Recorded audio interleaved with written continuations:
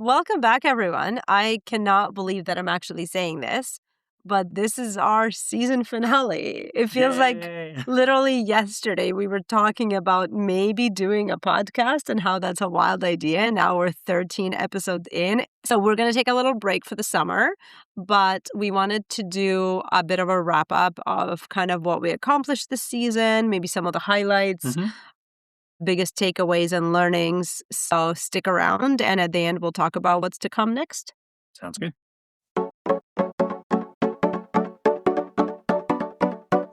This is the AI Therapy Podcast, where we discuss mindful use of AI for self-help. A consumer insights nerd and a techie are joined by a practicing psychologist to unpack when AI can be helpful, where it shouldn't be used, and best ways to interact with AI to get the support you need.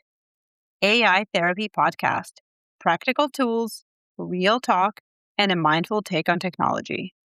So if you've been with us for at least a couple of episodes, what you'll know is that we start each episode with kind of like a hard stat to really understand why we're talking about the set the mood. Set the mood, give some context, yeah. So we wanted to bring a couple of those stats back today because ultimately some of these numbers are really one of the reasons why we started this podcast in the first place, kind of why this whole idea was born. So the one that stood out to me that I want to bring back is it's about, let me look at my notes, 280 million people worldwide experience depression. And the sad part of that, while it's a huge number, the sad part is only half of that get treatment, right? And we've talked about why that is, and that will really apply to a lot of the stats here, but it's like wait times, resources, and just lack of access Accessibility, to care. Exactly. So to me, that's still kind of one of the reasons like why we're doing this, why I keep reminding myself why we do this and produce this content. That was just depression. If you guys recall, we also talked about other things such as 360 million people have anxiety disorder. And it's crazy, but it's like one of the most treatable conditions in all of psychology, but yet only about 3/4 of people with it actually never get treated. So Yeah. it just sounds so crazy and bizarre. That was actually one of my favorite episodes, I think, when we talked about anxiety and kind of went through the prompt. So if you haven't listened, please do. But yeah, that one I think was really mind-blowing to me. Yeah, I agree with you, folks. I mean, those numbers, they're so disappointing in terms of knowing how much help is out there. And I mean, this is not to minimize the difficult and challenges and barriers folks have in terms of accessing therapy, both internal and external factors. But as Eric said, I mean, a lot of those conditions are treatable. Folks can live a better quality of life.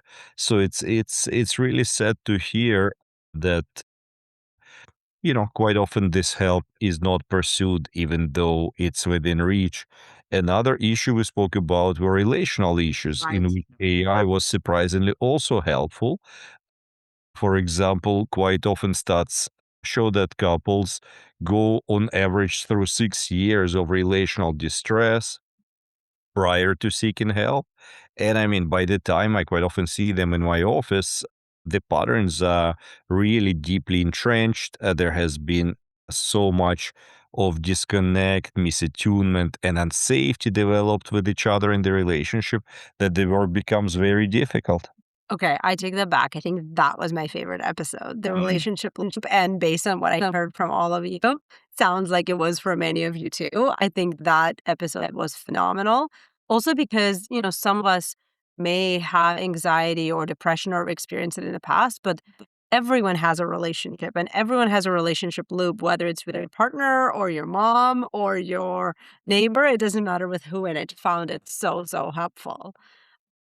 So as we said before, those numbers are essentially why we started this podcast, why it exists. And it's not because AI is the answer. The reason, like the truth is people are already using AI, right? 100%. So they deserve to know how to use it well and properly and in a ways that will actually fit them. Right. And I think one of those anchoring questions we had when we came up with this and we were starting to think about it was, can AI help? ultimately, that was like what we kept on thinking about. So we went through so many episodes, and I think, from my recollection, it wasn't like a hard yes or no. It's kind of, it depends. But I think this is where we should kind of do a bit of a wrap up and Nate, I'm going to put you on the spot. Yeah, Say, people care. They don't care what we think. People care what who are Nate we? thinks. We're like, we're not a Oh, psychologist. Nate, what do you think? What's your verdict on this after doing so many episodes? I mean, to be honest with you, this has been such a fascinating journey. I was pleasantly surprised about how much AI can actually help. For example, the relational issues episode was really surprising based on the strength of the prompt that we've generated and the feedback we've got from folks, from some of the listeners, from people in our social circles, and also the research that we've done really was very convincing, right? So overall, I found that AI can be really helpful as a self-help tool. I think we've been very careful to position it as such throughout all 13 episodes. It's not a replacement for therapy, but for folks who are not in therapy due to a lack of resources or other barriers, including stigma about therapy, or not feeling safe to start talking even in therapy, AI can be very helpful self-help tool, right? And even for folks in therapy, including my current clients, for example, quite often I hear from them using it in between sessions to supplement sessions. Sometimes they do some reflective work, for example, which AI is so good with prior to coming back to therapy. So very helpful. That said, once again, the concerns that we identified in the beginning, they're still there.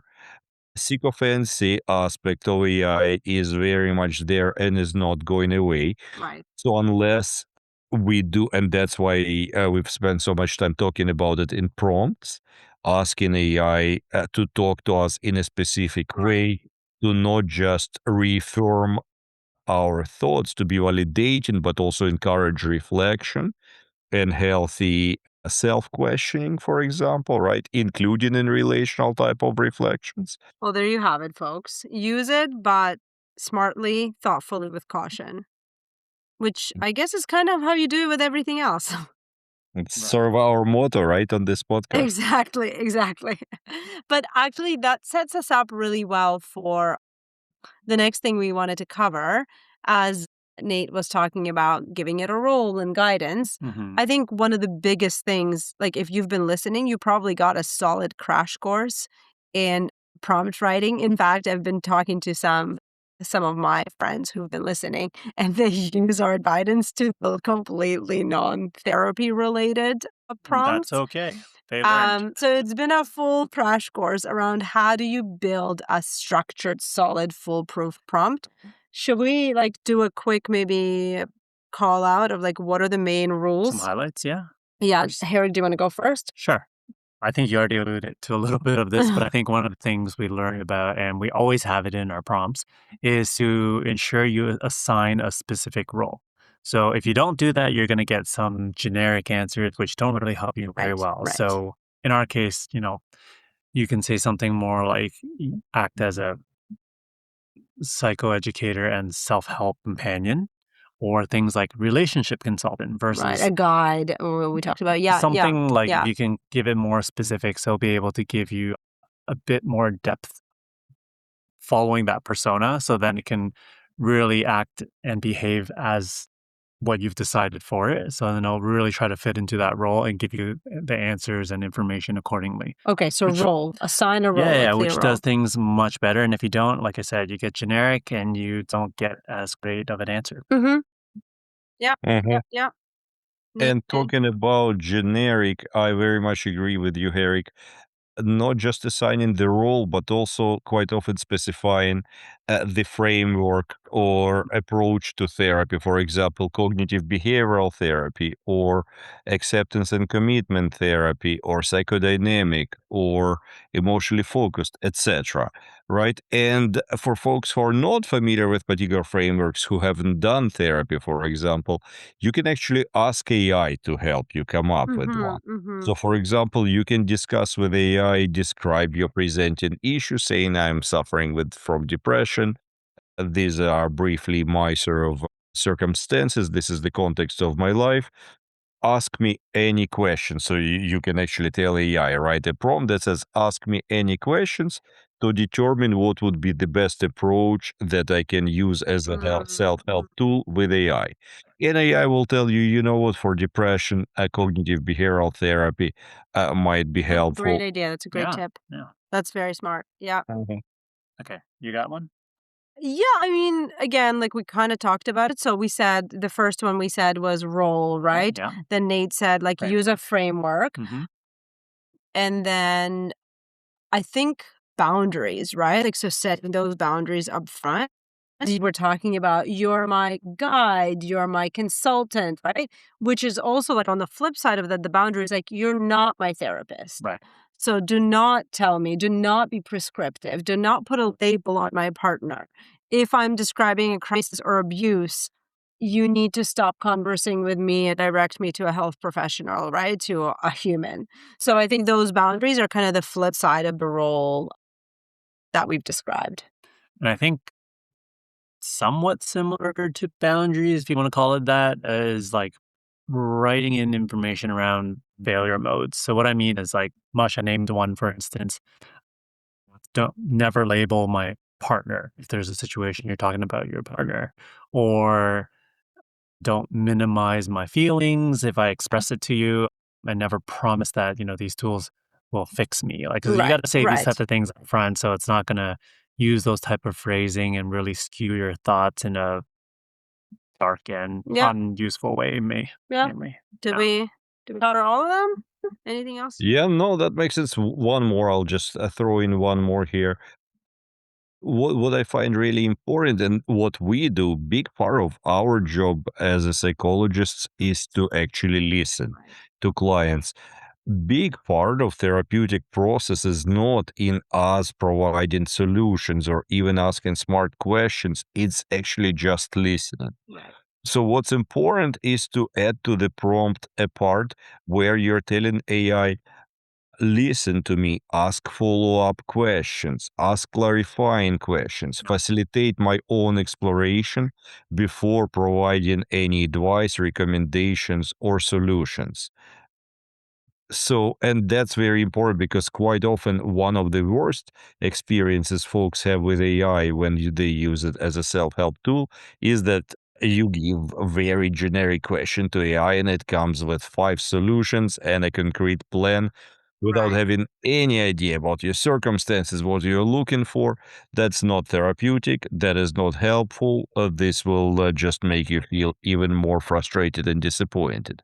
Right. So, And I actually remember in some of the episodes when either Herrick and I were kind of the test subjects and we were testing the prompt, I remember being like, "Oh my god, it actually listened and it feels so good." Like it just empathized and acknowledged Does it my really well. situation and I being like, "Okay, I don't even need to go much further. Like this already just feels like somebody heard me." Mhm. So that is really, really powerful. mhm. On the other hand, we asked it to provide the feedback or even suggestions in a very tentative way. Right, Yep. right. When the suggestions, interpretations, so not to sound as certain as AI sometimes can certain. Of course. Very important. Okay, so now that we've looked back, what's next? What are we doing, guys? Season 2, back in Oh, fall. so many ideas, so many directions to explore. I think for me, the most challenging part of this first season was actually deciding how to prioritize and what to talk about first, Mhm. because there is so many topics already lined up for season 2. First of all, attachment and quote unquote therapeutic alliance folks develop. with their chatbots. Yeah. Right. Pros and cons of this, and it's not necessarily all negative. I'll give a sneak peek preview here, but lots of concerns here and lots of considerations for this, right? Children and teens using AI for emotional support. Huge reality. We shared some of the stats. I mean, young folks forming romantic relationships with AI. Sometimes these are their first relationships. What is the potential impact on their future attachment style if they're falling in love with somebody who is so sycophantic, for example? Isn't that So the plot? exploring those issues. Of a movie? Wasn't that the plot of the movie Her? Yeah, except he wasn't a teenager. That's He true. was Great as well. definitely not a teenager. Yes. Yeah. Yes. Great movie if you haven't seen Great it, by the way. movie. Yeah. Great movie. Way Very ahead of its time. futuristic back then. Mhm. Not as much in today's reality. All right, so I Right. derailed you. What other topics did you have in mind? So trauma, talking about how it can be helpful, especially in conjunction with in-person therapy, in healing or working on trauma and complex trauma and PTSD. So these are some of the topics that are coming up for me. One more, I guess, that I'm really excited about, that I'm playing with a lot, is how to decide which platform to use. Is it ChatGPT by OpenAI, or is it Anthropic, or is it Gemini? Kind of, is it actually good idea or not to be moving between platforms or having a few different chatbots for different types of support? So, which platforms are safer? How to decide what might be the criteria?